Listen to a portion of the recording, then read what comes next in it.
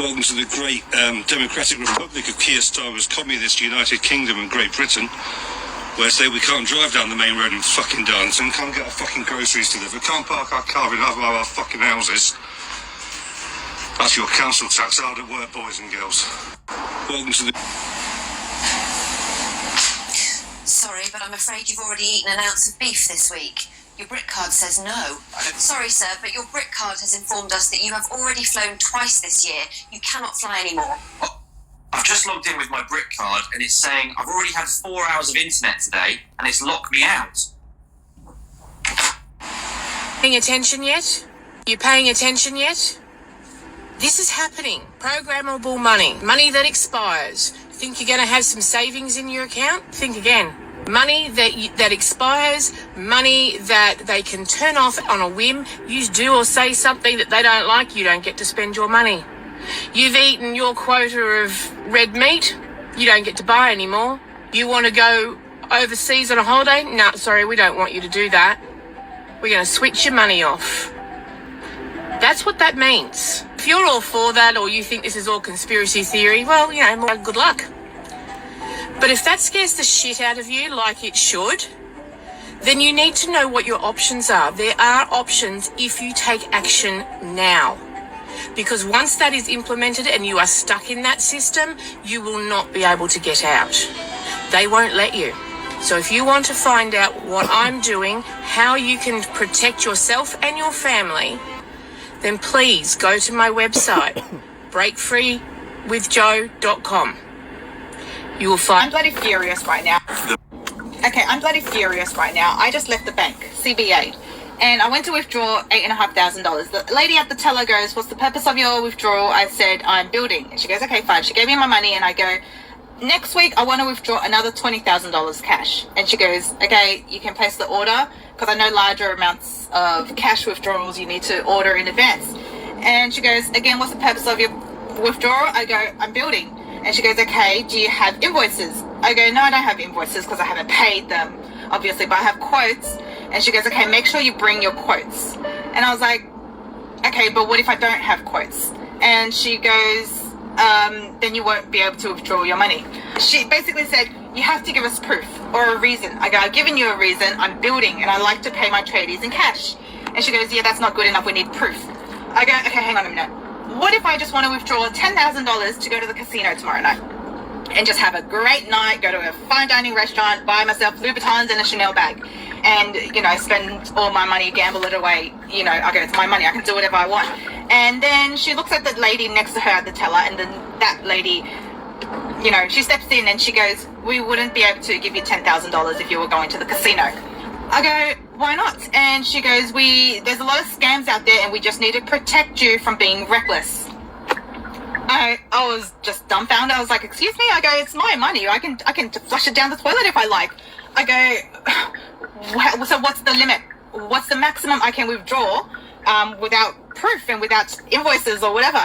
And she goes, "Well, you can withdraw $2,000 at the ATM and $2,000 at a teller. So maximum $4,000 a day, no questions asked." I go, so anything over $4,000, they need a reason." I go, "Well, I've given you a reason. I'm building." And she goes, "Yeah, but if that large amount of money, $20,000, we're going to need invoices or quotes or proof." I was just... I go, what if I just want to buy a Rolex?" And she goes, "Well, we need the invoice." I go, "Well, the freaking Rolex is not going to give me an invoice if I haven't purchased it." I was like, "What?" And she goes, and the guy behind me, he was just shaking his head. I was in disbelief. I was like, because I haven't withdrawn money from the bank in a long time, right? I've not had to use that much cash in a long time, so I haven't withdrawn any money. And so I was like, when did this new rule come out? Like, and I go, "Is this just CBA?" And she goes, "No, this is all banks." I mean, this is such a joke. Why are the banks holding... What are CBDCs? Central bank digital currencies. Instead of being completely uncontrolled, this money is completely controlled. Why would banks want to create their own digital money when they already control our paper money? Because they can't control how you use your paper money. Once it leaves the bank, it becomes hard to trace and nearly impossible to control. CBDCs would allow the government to completely control the money, to spy on everything you buy. Imagine the government taxing you instantly, seizing your money whenever they feel like it. Say the wrong thing in a post, poof! You're a terrorist. And poof! No more money in your bank account. Today, most of the countries in the world are considering using CBDCs. And once this kind of power is unleashed, it may be nearly impossible to reverse it. So, how do we stop the creepy government digital money? First, vote for politicians who will fight it. And second, use money they can't control. This guest says the Great Reset is still coming. You know, we thought, oh, maybe it's over. The globalists are gone, right? But no, it's coming, but in a different way under President Trump. It's just being sold to us differently, so don't fall for it. We're not sycophants here on the show. We're happy to praise President Trump when he does something great. We're also happy to slam him when this is all being shepherded into us right now. Cashless society, biometric scanning, Palantir, all ready to stand there and take over the helm to make sure that we're all tracked and monitored. Don't take my word for it. European Union, moving towards getting rid of cash altogether. They're on the record already saying that you'd be considered basically a terrorist or in the gray market if you transact in cash over a certain amount. Oh, you want to pay your gardener 500 euros? Sorry, you're a terrorist. This is what they're doing. Christine Lagarde told us that. Mark Goodwin is the author of the Bitcoin Dollar. He's an investigative journalist at Unlimited Hangout alongside Whitney Webb and friend of the show. And, you know, we just also got this word, so I want to bring Mark into the show. Mark, great to see you here and welcome back. It's been, you were spot on. I think you were on the show maybe 2 years ago. And you predicted all of this. Good to see you. Something like that. Yeah, it's great to be back, Clayton. Thanks so much. So at the time, maybe you could just wind the clock back a little bit. What were you warning us about 2 years ago? You know, cashless, biometrics, stable coins, U.S. dollars being backed by stable coins in order to sort of hide the debt. You know, we got $37 trillion in debt. What are we going to do? Oh, we could back it by stable coins, and then we could offload it on the world and then do a rug pull. Suddenly end the entire crypto, scene, right? Do I have that right? Yeah, more or less. You know, I mean, it's very complicated, very, very much so by design to sort of confuse everyone about what the real play is here. And, of course, it was a bit speculative, a year plus ago whenever we did talk. But a lot of it has come to fruition. And we're now seeing, like the special advisor to Putin the other day coming out and being like, hey, I think crypto is actually a big ploy by the United States government to deal with their debt problems. That was a story that came out. And so basically the thesis of the Bitcoin dollar and the idea of, offloading all of this, inflationary effects, finding a buyer for the debt of the U.S. government. The quick summation of it is, we all kind of know how the petrodollar works. Right, where we're offloading our inflationary effects by forcing people to buy dollars to be able to get oil. We basically recreated that system with Bitcoin and digital currency, where the vast majority of all trades for digital currency are done in dollars.